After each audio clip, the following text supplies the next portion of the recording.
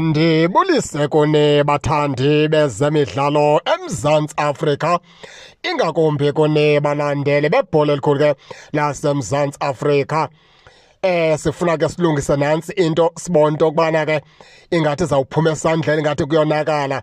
Abantu abanintsi ke emva kokubana iKaizer Chiefs sithe yabethwa phaa, ibethwa liqela ke elizamalekhe phaa ngomgqibelo, iphuma ke kwi-CAF Confederation Cup. Abantu abanintsi ke bathatha imini abayibhekisa phaa kuGiven Msimange, bathi ke nguye ke isizathu okanye unobangela wokubana iKaizer Chiefs beke ayiphumelelanga phaa ngomgqibelo. Abanye ke batyhola ngelithi ke le nkwenkwenyana yakamsimango oko ithe yabuya ilikroba phaa ngasemva, futhi ke yiyo yenza into yokubana ke kukora amanqaku uKaizer Chiefs bekathi kungakorwa ngela xesha ebengekho phaa umsimange. Bathi ke ukubuya kwakhe kubaphathele ishwangusha kunye nebhadi nesimnyama phaa ke kula backline yeqela leKaizer Chiefs. Silungisa ngolu hlobo ke thina ke baphulaphuli ke le meko. Sizawuqale sithi ke hayi manene, nani manenekazi niyaphazama, akho nto yenziwe phaa nguGiven Msimange. Ingxaki apho ilele khona into yokubana iqela lezamalekhe liye namandla ngaphezu kweKaizer Chiefs phaa ngomgqibelo. Izamalekhe ibethile iKaizer Chiefs, futhi ke loo nto leyo ke masixoleni sihlamba izandla emveni koko sikhulule igazi sibone into yokubana ke kuzawuphileka kanjani. Kona izamalekhe ibe namandla ngaphezu kweKaizer Chiefs, futhi ke idlalele yayibetha iKaizer Chiefs. Ibililona qela ke bevele ke elinamandla ngaphezu kweKaizer Chiefs kwasezimbalini. Hayi le nto yobane sikhombana okanye sikhomba sigxeka ii-players zeKaizer Chiefs. Izamalekhe ibe namandla ngaphezu kweKaizer Chiefs ke yawasebenzisa amathuba wayo yabe ke iyaphumelela. Le nto ke uba iKaizer Chiefs ke ibiphumelele, umbuzo esinayo beniza kubona na ukuba wikho kaGiven Msimange. Sigqithe ke lapho ke baphulaphuli ke siye kule meko ke kaMsimange. uGiven Msimange umfana omdala usuka ku-injury ende kakhulu, kwale nto yokubana ke anikezwe i-90 minutes yonke emdlalweni ibikukumbetha. Besifana nabantu ke esimthengisayo phaa ngaphakathi uGiven Msimange. Ngokokuqala nje usuka ku-injury ende kakhulu, eyesibini indawo use-unfit, akakabikho fit incakasana. Nabani na uyambona uGiven Msimange indlela adlala ngayo nendlela abaleka ngayo. Iyakuxela laa nto yokubana ke akakahlanganisi i-fitness yakhe umfana omdala.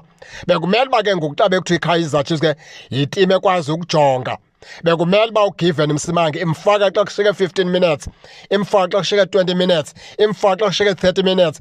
Yenze into yokubana ade abe uyaqhela, ade abe uyabuyela kwifitness yakhe, ade abe uyabuyela kulaa performance yakhe ncakasana. Ikwazi into yokubana ngoku imkhululeke, ingamdlalisa 90 minutes.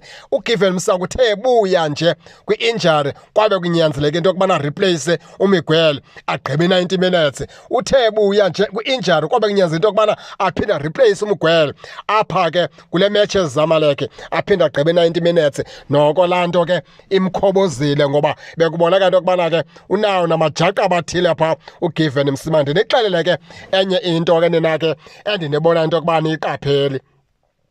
iKaizer Chiefs phaa kulaa match ihambe nee-centre back ezimbini. Liphutha lokuqala nelokugqibela ke elo. Ii-centre back bezikhona phaa nguGiven Msimange kunye noKhwineka kuphela.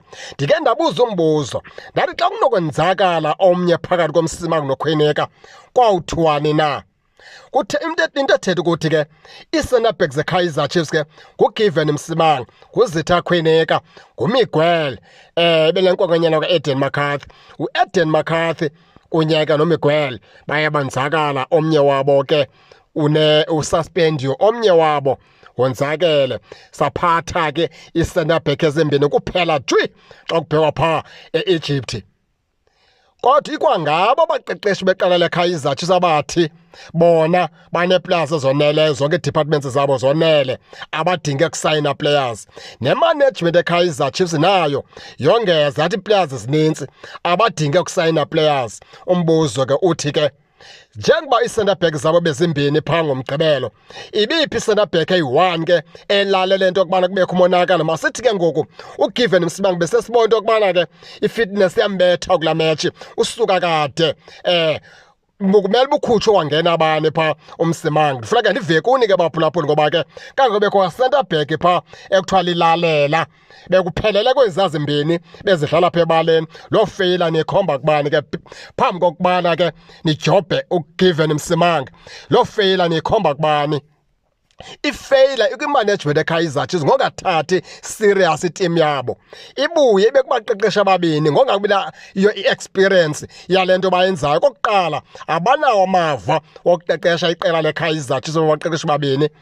Number 2 abayazi iKaizer Chiefs incakasana. Xa sesithetha nje inyaniso zodwa baphulaphule, iKaizer Chiefs inamaterial, idinga umqeqesho ozokwazi ukuhlanganisa za players bengeze noba si-centre back ezimbini ke ngokupha ngasemva ukwenzela into yokuba ungaphinde kubekho umonakalo onje njengalo wenzeke phaa eCairo kubana bahambe ne-centre back ezimbini juye kuphela.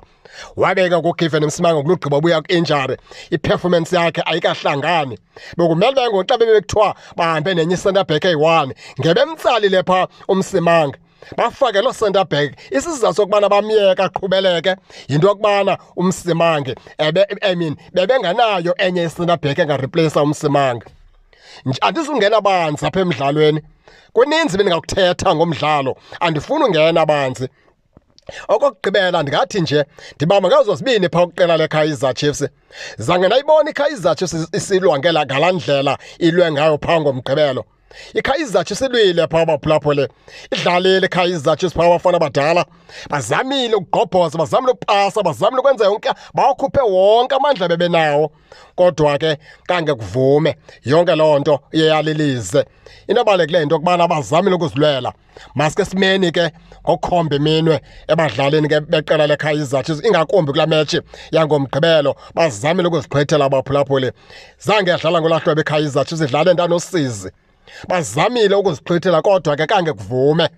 Iye iZamalek yaba-overpower, iye iZamalek yanamandla ngaphezu kwabo, yaphumelela. Nantso ke into ngase siyithethe enye nenye yawuxhomekeka kumanagement eKaizer Chiefs okubana ke ingaba boneliseka na ngaba baqeqeshi babini okanye ingaba na kufikelele esiphelweni sokubana babakhulule. Umbuzo nanku, xa bebagcina bazothi babagcinisa ngesiphi na isizathu, ngoba zonke ikhaphu zimkile, kwaye iNedbank Cup ayidifendwanga, akho mntu usho into yokubana kwalapha eligini bawuxhathisa. Umbuzo ke isizathu sokubana bagcinywe yiKaizer Chiefs sesiphi na? Ndawuva ngani ke baphulaphuli ke nina into yokubana nina nithi sesiphi na isizathu sokubana ke singabenza aba baqeqeshi beKaizer Chiefs ke bagcinwe phaa yiKaizer Chiefs?